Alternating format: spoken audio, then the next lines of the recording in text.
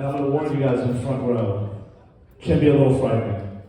This is one scary dude. If you're in the first 2 or 3 rows, maybe close your eyes, I don't know. This is going to be a lot to deal with. Try to clap, try your best to clap for Nick!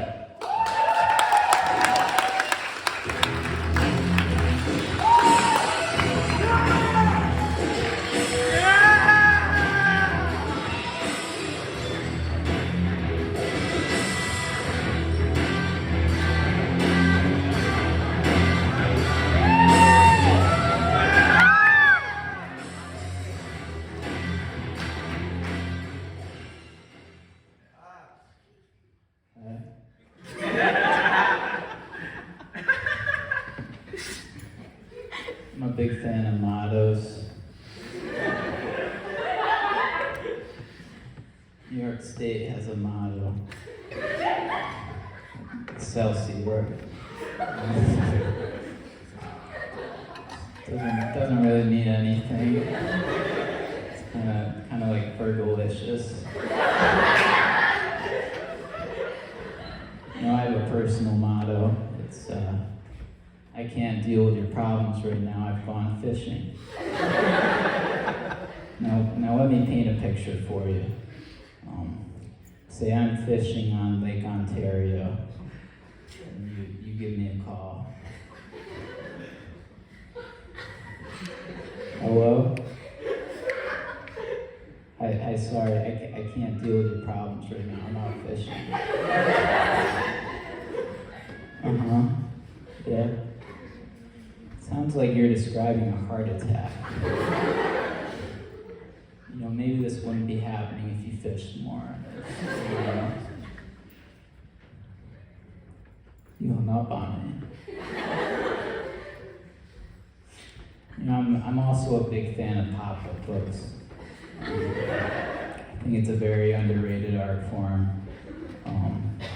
You know, a lot of my favorite books are pop-up books, and most of my least favorite books, actually all of them, are not pop-up books. Pearson Calculus 3rd edition contains 0 pop-ups. No, that one was hard to follow.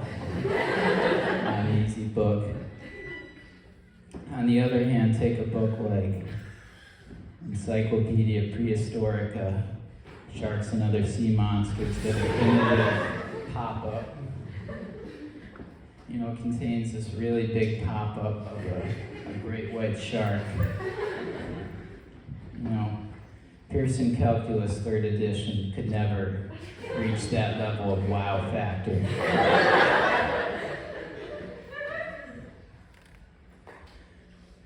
Got my organ shoes in the mail last week. Which makes me officially Vassar's hottest new organist.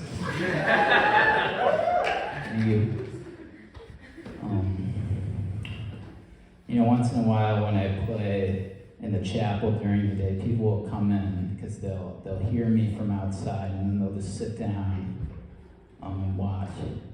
Which is weird to me, because you know, I'm just there like doing my homework, and there's like 5 people watching me. Like, imagine you're like in the library doing your Spanish homework, and then like 5 people come in, and they sit down and they start watching you. And they only came in because they heard you were doing your Spanish homework, and like you finish your Spanish homework, and one of them comes up to you and they're like, you know, I just love Spanish homework. You know, my great aunt used to do Spanish homework, and she was good at it too. You know, before she passed.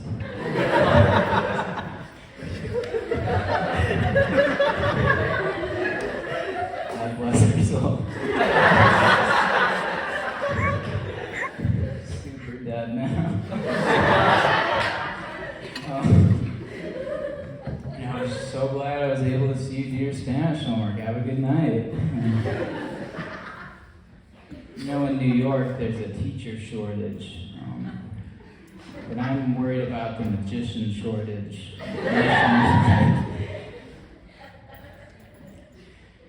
You know, as someone who follows magic, you know, really the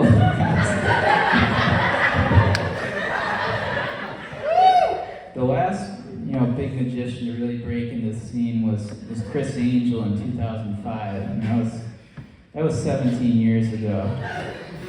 I remember he used to have this commercial for his magic set, where he'd be like walking on water at a public pool.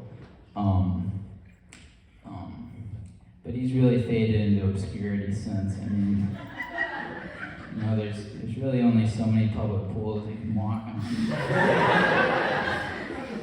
You know, the other problem with magic is, you know, it's not really big with the youth. You know, none of my friends plan on studying magic out of high school.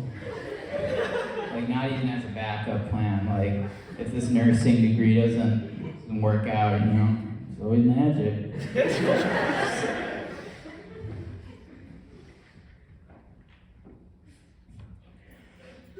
No one's asked me to pick a card in years. You know, there's no greater feeling than putting the card back in the deck, you know, watching the deck burst into flames, the flames turn into a dove, the dove walks across a public pool, and then its left wing, it's the 10 of clubs, which wasn't my card. I picked the ace of spades. Magic just isn't where it used to be. You know what 90% of people say they regret on their deathbed? Well, it's usually something along the lines of, I really should have fished more. At which point they die of a heart attack. This was part of a study done by the Fishington Post. You know, the best part of fishing is that, you know, you don't even have to keep the fish after you catch it.